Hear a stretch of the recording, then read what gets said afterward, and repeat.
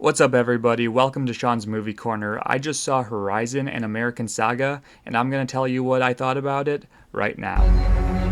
In these territories, men will come try you.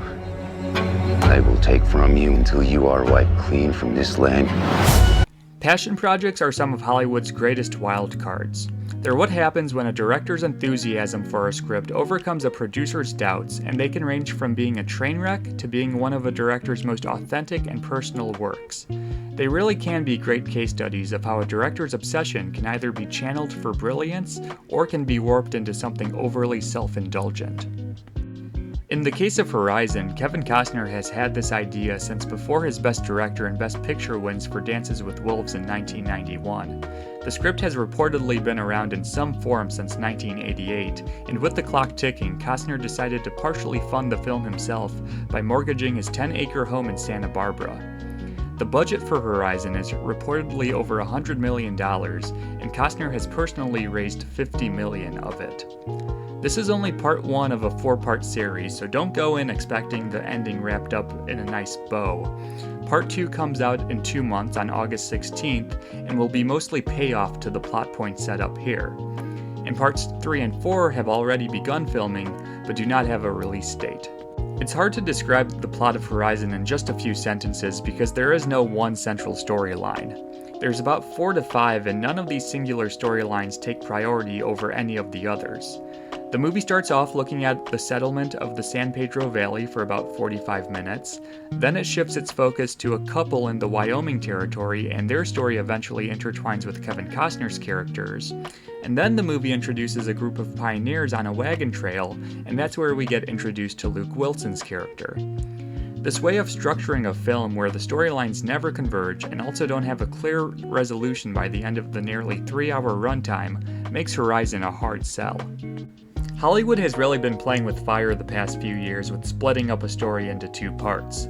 Dune confidently did it knowing A, that it's what served the story best, and B, the movie would be good enough that audiences would return for a part 2. Spider-Verse and Mission Impossible had already earned their fans' trust when they opted to be 2-parters. But the general sentiment when it came to something like Rebel Moon was people had no appetite for a part 2 because part 1 was so bad. And that's the risk you take with this kind of storytelling.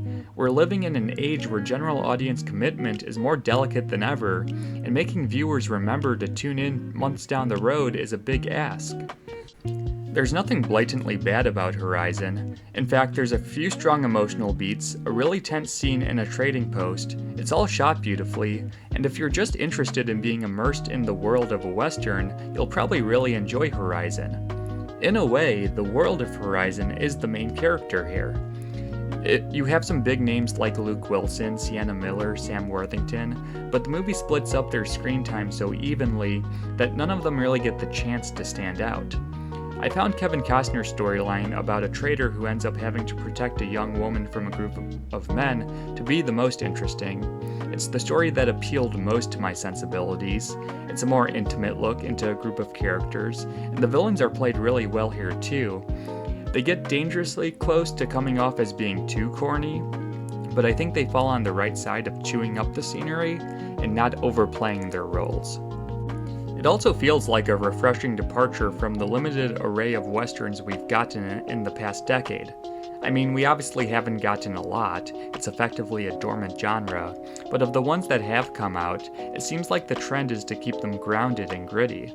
I'm thinking of things like Hostiles, or The Revenant, or Hell or High Water.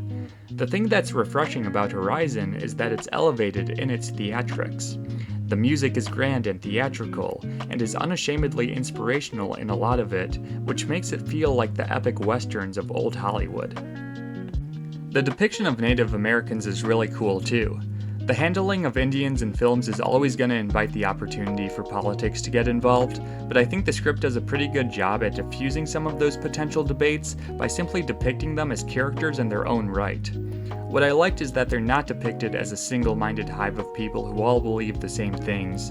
Instead, they're a lineup of characters, all with different perspectives, some with traits that make them reasonable, and others with traits that are weaknesses. And the movie at least attempts to paint the conflict between cowboys and Indians as a battle of ideas, as much as it is a battle of people. The only part of the movie that actually raised an eyebrow for me is the film's final 2 to 3 minutes, which is a very jarring and a very hard to follow compilation of clips that serve to preview the events of Horizon Part 2. The way it's edited, I actually thought it was like a formal trailer to the second movie, but it plays like it's just the last scene of this movie, and it comes off like they knew what they wanted to do, but couldn't execute it as well as they wanted to. I can see there being a whole spectrum of thoughts on Horizon. You're gonna have people who just tap out as soon as they realize the girthy nature of the story. You'll have people like me who identify stretches of the film that really work, while still finding the product as a whole kind of exhausting. And I can also see people absolutely loving it because there's a lot of fun elements to it, and the movie avoids committing any fatal movie-making sins. So I'm gonna give Horizon and American Saga Part 1 a 3 out of 5 stars, also noting that I'm hooked enough to want to go back to see the second one when it comes out. Supposedly, the plan is to eventually take all 3 or 4 of these movies and cut them up to be a miniseries on AMC, kind of how it sounds like they did The Hateful Eight on Netflix, breaking that up into 4 parts. It'll be interesting to see if there's a greater audience there on TV. After all, that is how people have been watching Yellowstone.